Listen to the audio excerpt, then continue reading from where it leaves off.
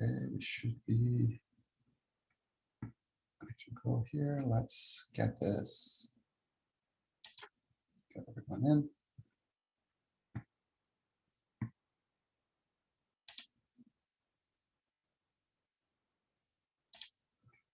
Hello, everyone. Welcome. We will just give it a couple more minutes for everyone to join, and we will get started.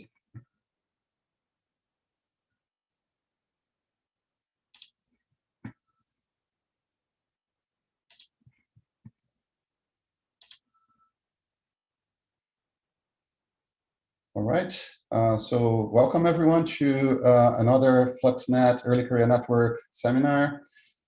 Your hosts today are Will Richardson and Teresa Jasbach, and we have a great presentation lined up. So Will, take it away.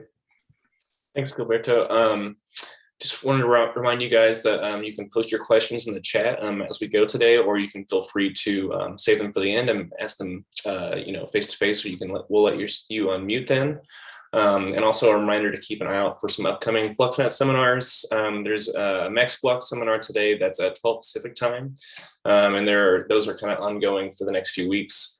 And then we are also working on planning some other upcoming seminars in April and May, so keep your eye out. But for today's seminar, we really wanted to focus on if you're reaching out to nonprofit organizations who are focused on carbon monitoring. A lot of us in FLUXNet as data collectors and data users often are really interested in science questions, but as we know, there's a lot of work to do in a practical sense very soon. And so we thought it would be cool to reach out to some people who are, really implementing this information for stakeholders and are really working with the public. And so with that, today we have Dr. Alana Ayasse. She is a research scientist for Carbon Mapper, a nonprofit organization.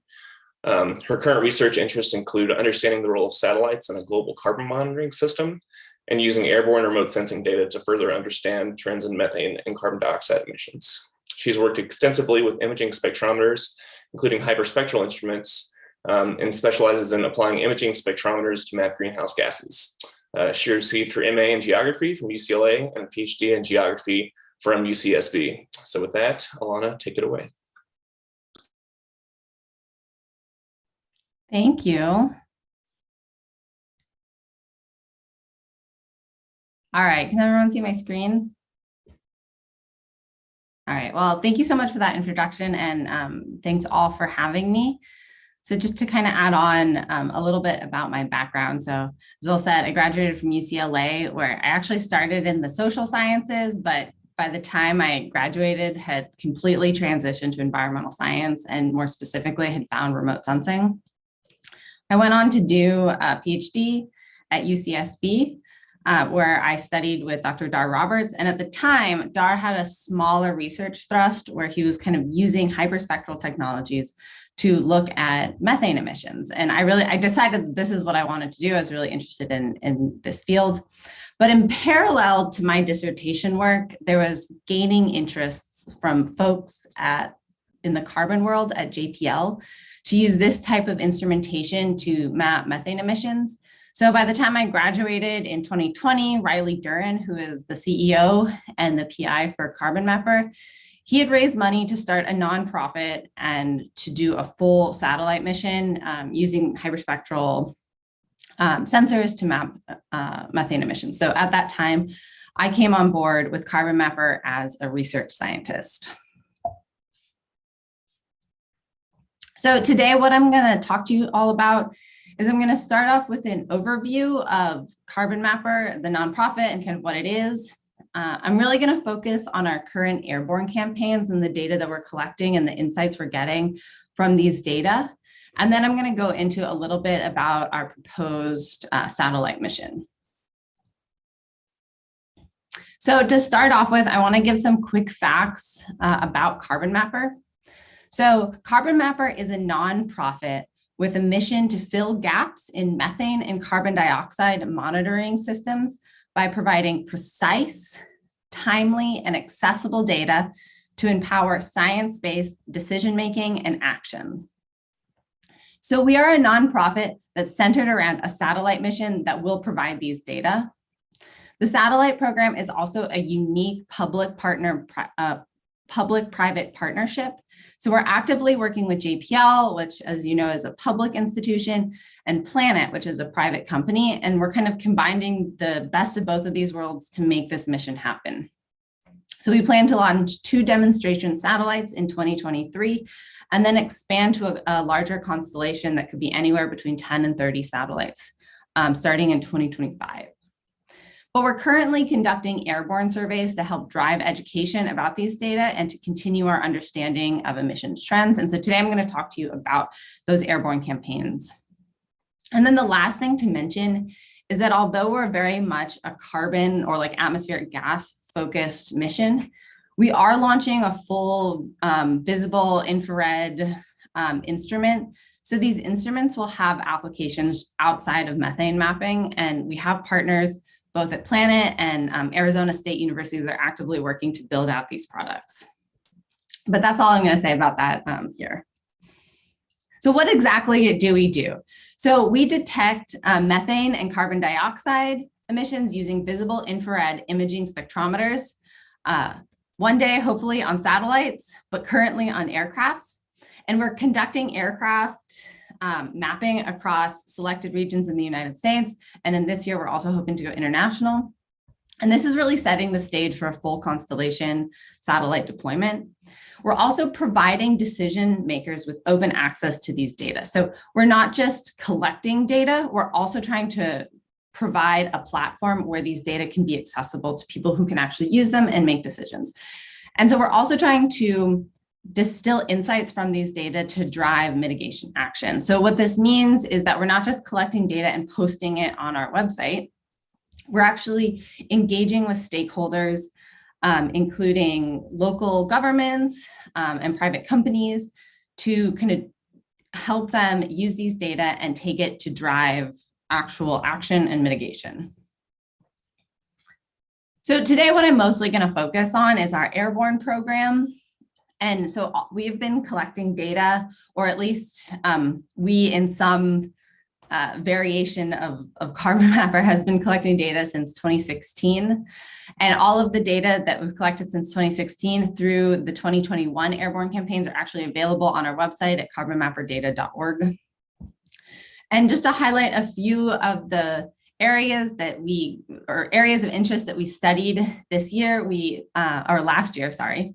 We went to Colorado and we mapped the Denver-Julesburg Basin, which is just outside of Denver. And this was really interesting. We were both working with scientists in Colorado, but we were also in collaboration with the local regulatory agencies. And so this was I think one of the highlights of this is that we found a huge plume near Costco in Denver, and we were able to communicate those results, and that was able to get mitigated within days of us seeing it. We also went to Pennsylvania last year, where we worked with the Pennsylvania Department of Environmental Protection. And so that was really interesting to kind of work with a government that is not as familiar with these types of data. But it was also really interesting scientifically because we were able to map coal mine ventilation shafts and the largest selection of coal mines that we've ever seen. And so we saw some of the largest methane plumes we've ever seen out in Pennsylvania in the coal mines. We also finished continued a long-term survey in the Permian Basin. So we were working with EDF. And so we finished year 3 of surveying the oil and gas fields out in the Permian. And we also pioneered some new techniques out in the Gulf of Mexico and mapped some offshore platforms. So before I get too deep into the data and the insights from all of these really exciting airborne campaigns, I do want to take a moment and step back and talk about exactly what we're doing, how we are collecting these data, what the instrumentation is, and kind of a brief, 20-second summary of the methods. So we are using imaging spectrometers. And so if you are familiar with the AVRIS NextGen instrument, or GAO, and GAO is the Global Airborne Observatory, which is an identical instrument to AVRIS NextGen, which is the Airborne Visible Infrared Imaging Spectrometer Next Generation. These are identical instruments. So they're imaging spectrometers So what it means is they are push broom instruments. They're mounted on an aircraft. They fly forward and they're a line scanner that scans everything underneath. And on a per pixel level, they're collecting 432 bands of information. So you have a radiance value at all of those specific bands. Depending on the height of the aircraft, we're getting a pixel size of anywhere between 3 and 8 meters. And also depending on the height of the aircraft, we have a swath of anywhere between about 2 and 5 kilometers. So once we get all of this radiance data, there's actually just a handful of places where we are actually looking for the greenhouse gases. So if you look over here, you see a plot of the radiance data between 2200 and 2400 nanometers. And in this range, this is where we see methane absorption. So we're looking for any perturbation where we see something a bit deeper than we would expect, and that indicates that there's a methane enhancement within that pixel. We also can do this for CO2. So over here, this is wavelengths between 1900 and 2100, and these two kind of deep absorption features that you see at about 2000 and then 70. These are carbon dioxide absorptions. So we go through and on a per pixel level, look for these perturbations that indicate a methane enhancement, and you come up with a methane enhancement map. From there, we'll go through and identify which of those kind of methane enhancements are legitimate plumes. And then what you have is you take a methane enhancement, which is generally like a total amount of methane in kilograms within that plume, and you can combine it with wind speed data to get an emission rate. And so these are some of the equations that we use to do that. We can talk more about those methods later if you're interested. But what comes from all of this when we distill it all down is we get an instantaneous emission rate and location for point source methane plumes that are over 10 kilograms an hour. So that's about our detection limit over a wide area. And we're also able to identify the source of the plume as well, just because we have visible imagery that we can associate, or we have a lat long for the plume that we can then associate to infrastructure on the ground. We also get an image of the instantaneous methane plume, which you can see down here. This is an example of a coal mine ventilation shaft. But on this video on the left, what it just shows you is that you have a point for every methane emission we see on any given day and a magnitude. And so, as you can imagine, there is a lot of information here about trends in anthropogenic methane emissions, and there's a lot of very granular data that can be used to drive mitigation. So what I want to talk to you about is just some of more of our most recent scientific findings that we've kind of been able to glean from all of these airborne campaigns.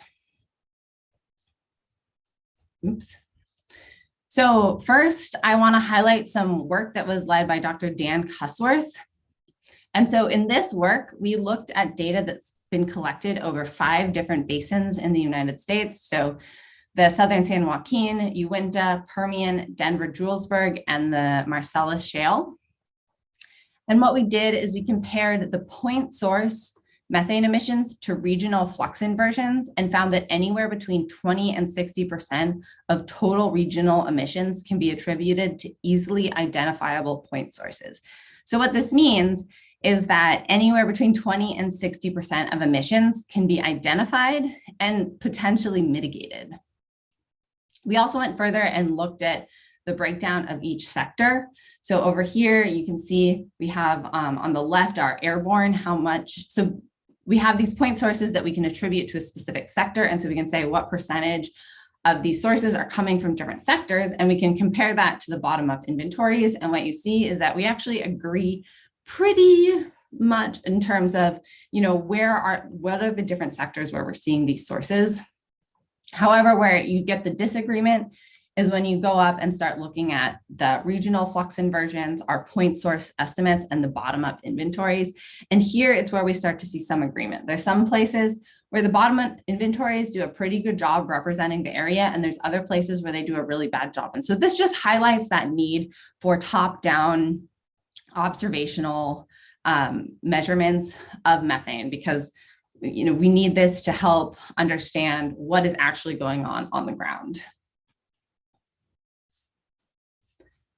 We also did a pretty exciting study in Louisiana where we piloted our glint mode and mapped offshore infrastructure in the Gulf of Mexico. So this was a notable study for two reasons. One is that this was probably less than 10 studies that have directly measured atmospheric methane from offshore infrastructure. So this is a highly understudied source of emissions. And we also demonstrated operationally that we can measure methane over water. So this was something that we had struggled with the imaging spectrometers, but we found a way to kind of angle the sensor in such a way that we were able to capture the glint, the sun glint off the water over our specific targets, and therefore map emissions from these targets. And we didn't do a huge area survey. We only surveyed about less than 8% of the total infrastructure, but it was, we found some interesting trends in that small survey. Some of these trends, or I think one of the most profound trends, is that we found that these infrastructure in offshore, the plumes tend to be much more persistent than their onshore counterparts. So as you can see here in these CDF plots, if you just look at all the plumes, not accounting for the persistence. And so when I mean persistence, I mean, if you measure it 4 times and you only see a plume once, then you have a persistence of 0.25. So it's a frequency measurement. So if you don't account for that, these distributions are somewhat similar to what we've seen in California and also in the Permian Basin. However, when you start to account for persistence and kind of adjust the emission rates based on how frequently they're emitting, the California and Permian data sets, actually their emissions decrease quite significantly, but we don't see that with the offshore stuff. So it just says that they're a really consistent source of methane, which is not a good thing. And then we also were able to kind of pinpoint where most of these emissions came from the offshore infrastructure. And we found that most of it was from tanks, which there's an example in panel B here, or unlit flare vent booms. So you can kind of see, if you look very closely, there's a big flare, there's a vent stack here where we just see a monster methane plume.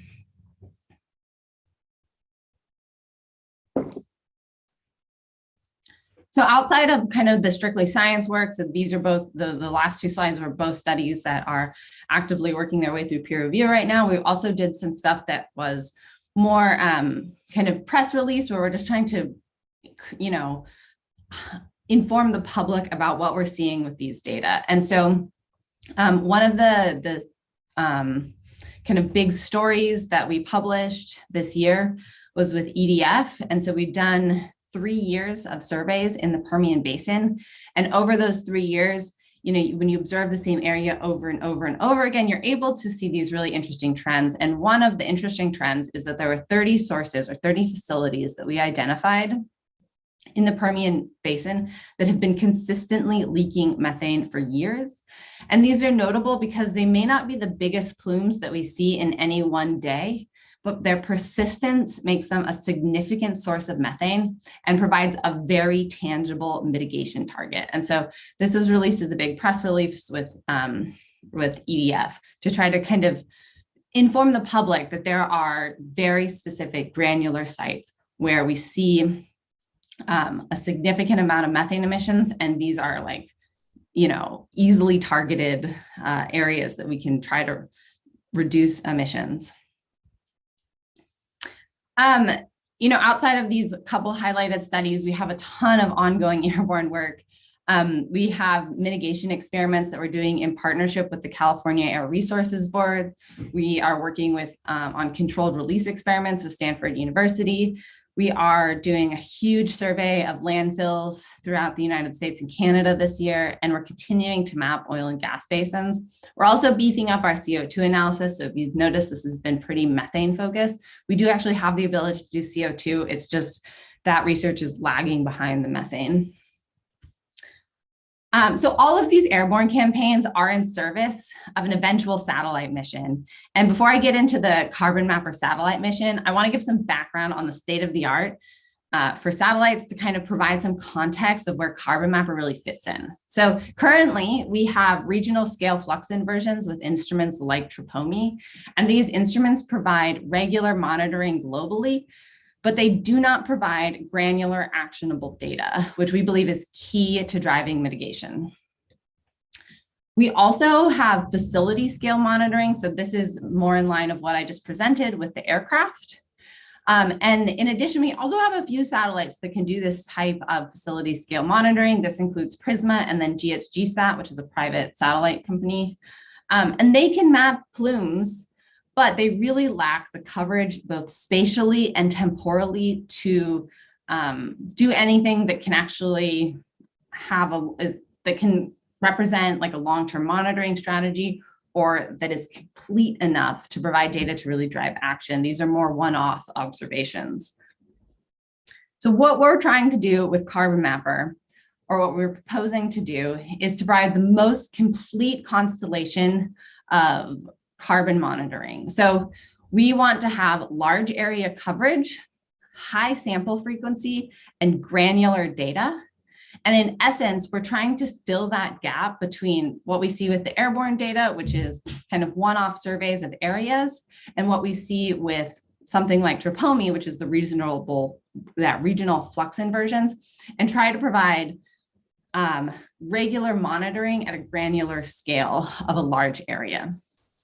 And we believe this is the type of data that's necessary to actually start to drive change.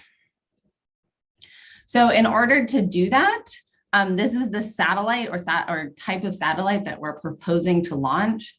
We're proposing to launch a satellite that in essence is very similar to the AVIRIS Next Gen imaging spectrometers. So it's going to measure between 400 and 2500 nanometers with a 5 nanometer spectral sampling. But the things that make it, I think, exciting, or at least that we think are exciting, is that when we have the full constellation, we do plan to have between a repeat interval of 1 to 7 days. We also expect that with a single satellite on a single day, we'll get anywhere between 90,000 and 300,000 square kilometers of area covered. And we predict that our detection limits are going to be anywhere between 50 and 150 kilograms an hour plume size for methane, and anywhere between 200,000 and 600,000 kilograms an hour for carbon dioxide. So we think that this combination of sampling frequency and detection limit will really provide the most comprehensive and most complete monitoring system that we have to date.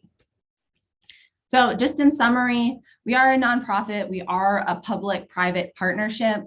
We are launching our first 2 demonstration satellites next year in 2023. We're going to expand the constellation starting in 2025. And we have the goal to monitor 90% of high-emitting methane and CO2 sources globally. And we plan to provide 100% of that data publicly.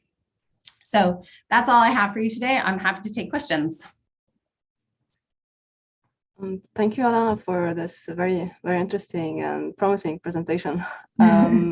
So yeah, we'll go over questions. So please feel free to write the question in the chat, or just raise hand and like ask them. So I see John has already a question. So please, John, go ahead. Yeah, thanks for a great talk, Alana. This is very exciting to see. Can you just comment on the diurnal kind of sampling strategy? What sort of equatorial sort of crossing time are you sort of expecting initially? And then I expect you probably will try to fill the other hours in as you launch more satellites, right? Can you just comment on that? Yeah, that's a really good question. Right now we're targeting a noon equatorial crossing time, but as the full constellation gets built out, we're probably going to be anywhere between 11:30 and 1:30. So we're actually not going for a massive diurnal cycle and are really focusing on the high sun angles. And most of that is because daytime hours for anthropogenic sources, the diurnal cycle is probably not as big a driver, especially if you're looking at midday during peak operations, you're going to see most of it. And second of all, we are photon limited. So we need to really focus on high sun angles. And so that's going to be between 1130 and 130. Okay, thanks.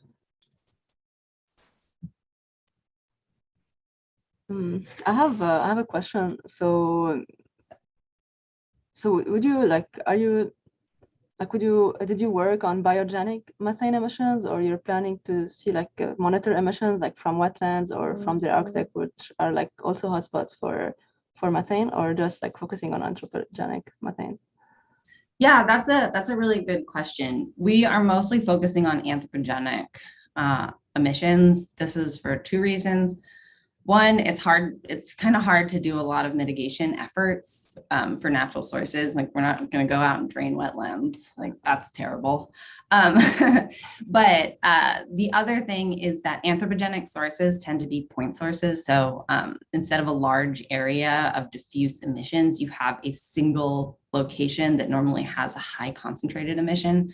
So for detection, it's a lot easier for us to detect those high emitting sources.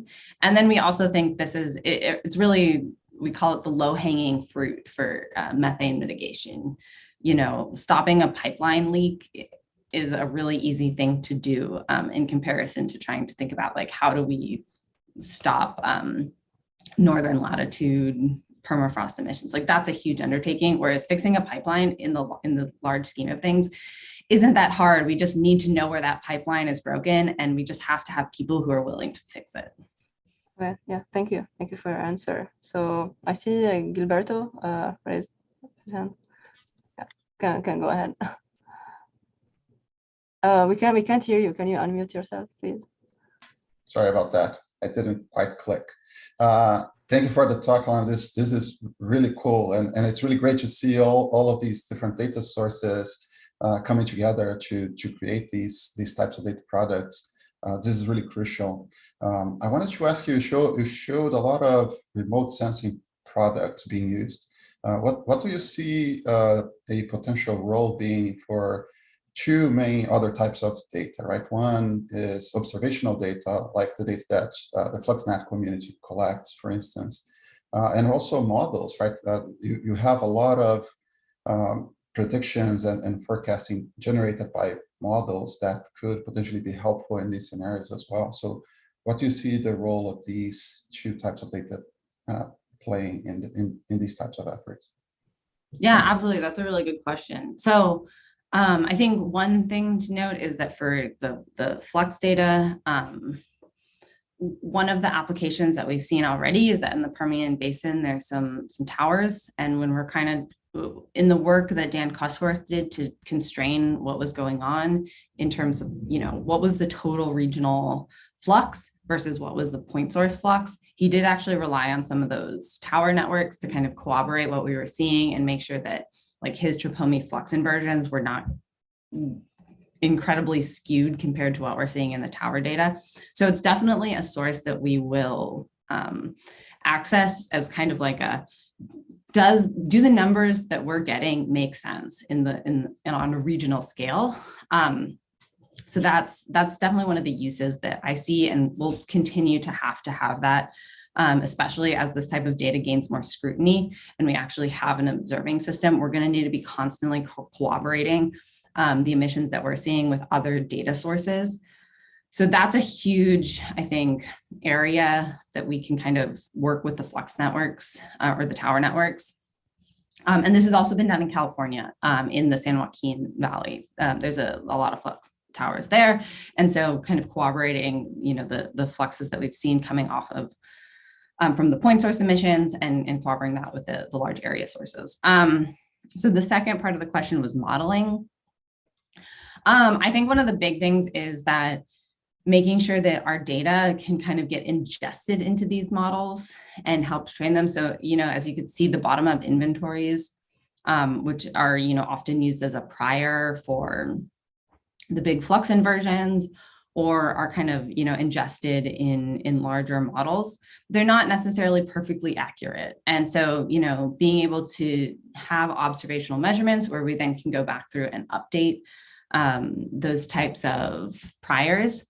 There is a small research thrust currently to kind of use these types of point source data to build priors that we can then put into regional flux inversions or to tune a regional flux inversion but in essence, you could use that in any sort of large modeling framework.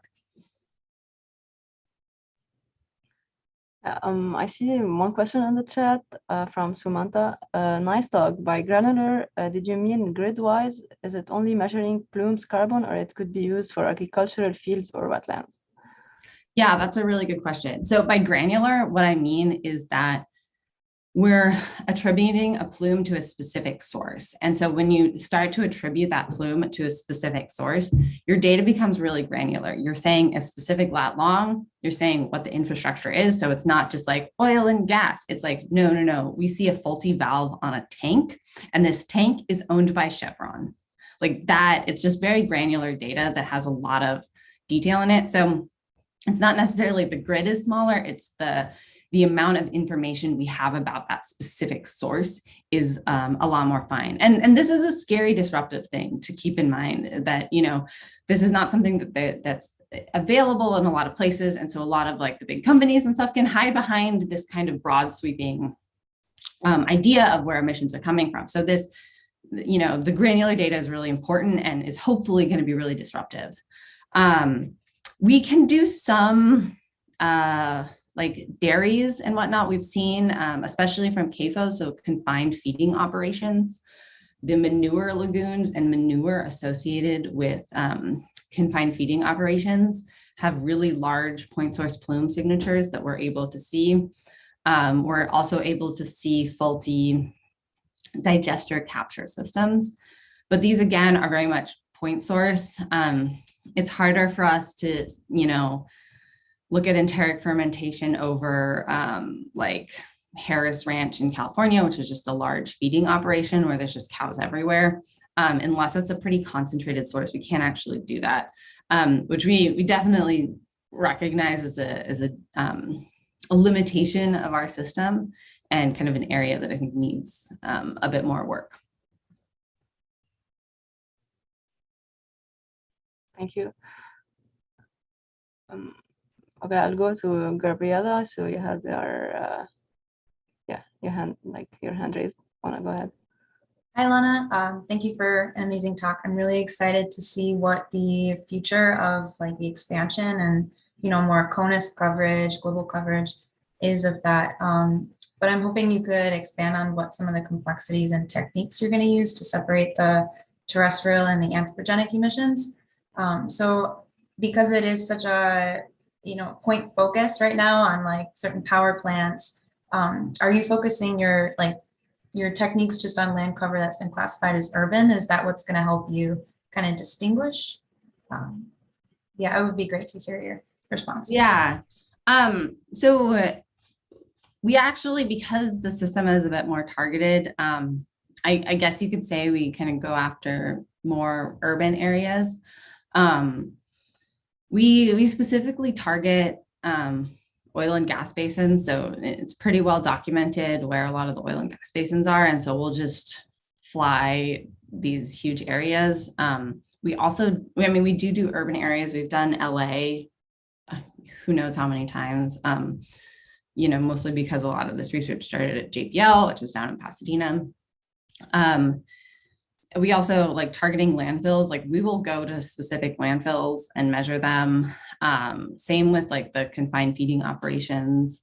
And some of this is all kind of thrown together. For example, in the Central Valley in California, you have a huge amount of dairy interspersed with oil and gas operations. So it's just, a huge mesh. There's also agriculture out there.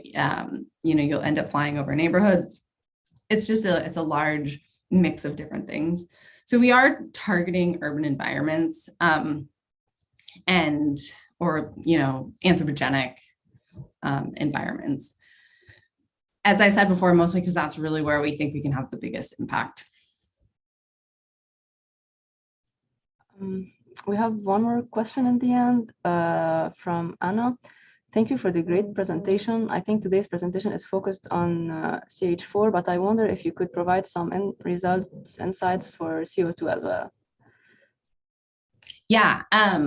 So stay tuned for about like a year when Dan Cusworth is he's currently working on a huge CO2 paper, but and we've done a little bit that's out there in the literature. If you're interested, I can point you that way.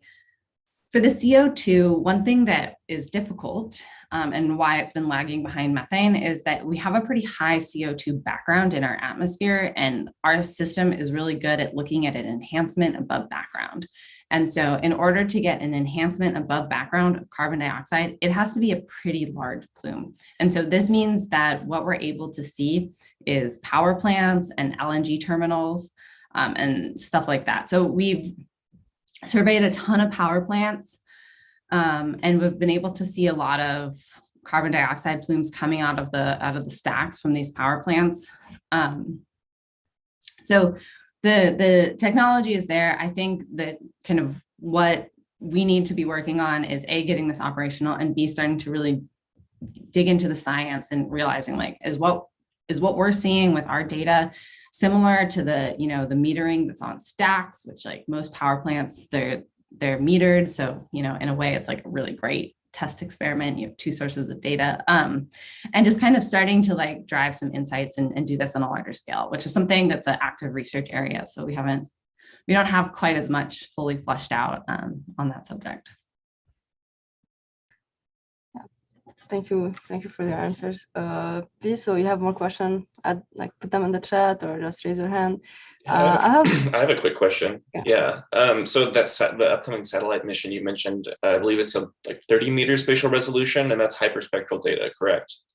That's so correct. I feel like that offers a lot of potential for maybe informing like process-based modeling of these same areas in terms of, if you're flying over like a surface area that could really inform, or like an urban area that could really inform like modeling of maybe more terrestrial fluxes. If you have all this like wealth of data, you can maybe model the photosynthetic uptake or other emissions processes. So I was wondering if you, in addition to the direct like methane detection, if there were any plans or ideas to kind of run with like kind of the wealth of information in that data.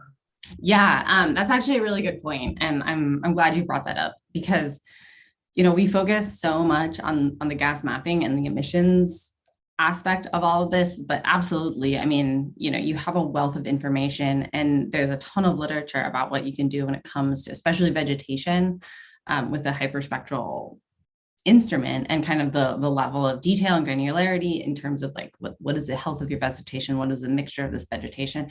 And as anyone knows, like that's a key driver in figuring out what is your uptake, what is your general flux in terms of vegetation. The carbon mapper system the carbon mapper data portal is not focused on doing that. However, in our satellite design, we are very made a concerted effort to make sure that, we're collecting these data that that other people can go and do that. And so we do plan to have some, research thrusts, have a bit of a research program that we can kind of fund other people to do this type of work. So, it's not something that we would do in-house. And then we are a public-private partnership. So we are working with Planet, and Planet is taking some of this data and they are trying to actually commercialize it and be able to sell these products. And part of what they're doing is because we want the gas data to be publicly available. We've taken that off the table as something that they can really work with. This is, we want that to be publicly available, but there's so much other information in these data. And so kind of, we call them the land and ocean products. So there are potential for other land products out there. And we're actually working with Greg Asner at ASU to kind of develop some of those. I think that the one thing to point out is that, we are kind of focusing this as a commercial thrust. So, where is there a market for it, which is maybe slightly different than, for a carbon modeling thrust, which like is really interesting and important, but there's not really a business model for that. But these data will be available. So you're absolutely right. There's a lot that can be done with this to kind of look at other types of carbon fluxes outside of just specific atmospheric gas mapping.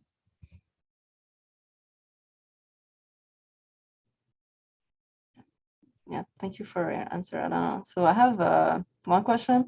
So it's a Carrie question.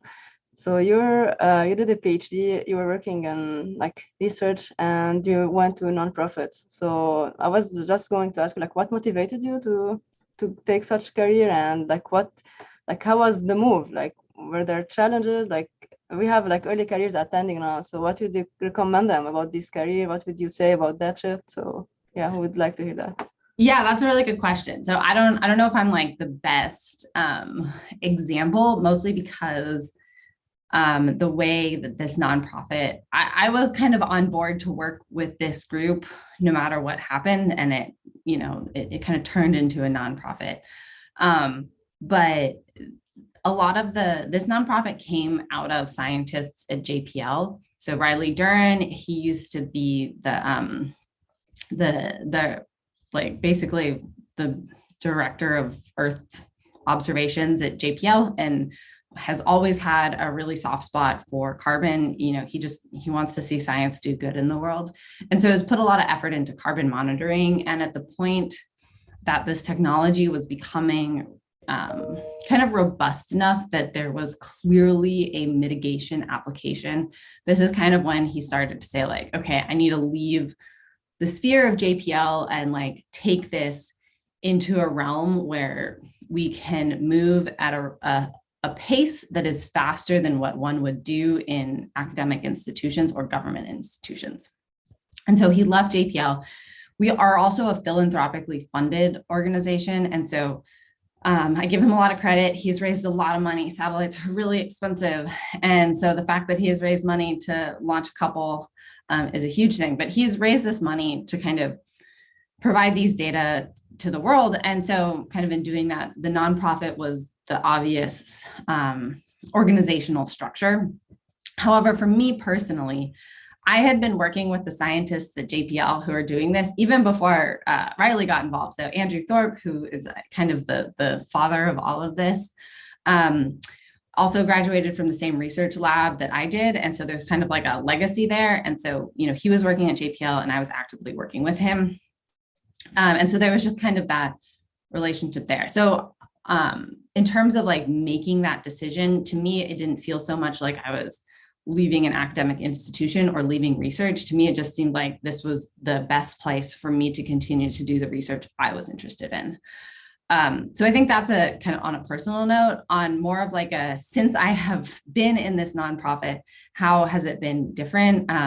It's been pretty fast paced. We also are a bit more product focused than I think a traditional research group. And so that's an important thing to realize, that, we are trying to provide a product to stakeholders that people can act on. And so, there's a certain amount of work and effort that goes into just defining that product and building it and building all of the auxiliary data that makes that product as robust as possible, which I think is different than what you would see in a normal research environment. So it's not just kind of like science exploration. There's a lot of work that goes into just, making sure we can provide something that's tangible for people to use. And so that has been, I think, something I was more surprised about, that how much work, I put into doing that, rather than just writing research papers. Yeah. Well, thank you so much for this presentation. It's a round of of course. Yeah, thank you. It's very interesting. And yeah, I think we have no more questions in the chat. So yeah, thank you for everyone for attending. Last couple notes. So we have today at noon Pacific time, there is a Max Flux seminar if you'd like to attend. We have on April 22nd, ECN, FLUXNET-ECN webinar, stay tuned. And in May, we're gonna have a workshop on flux processing packages. We're gonna set the date soon, so please stay tuned. We're gonna send you all the details via the mailing list and like all our social media. Yeah, thank you everyone. Thank you, Alana, so much for this seminar, and have a good day ahead.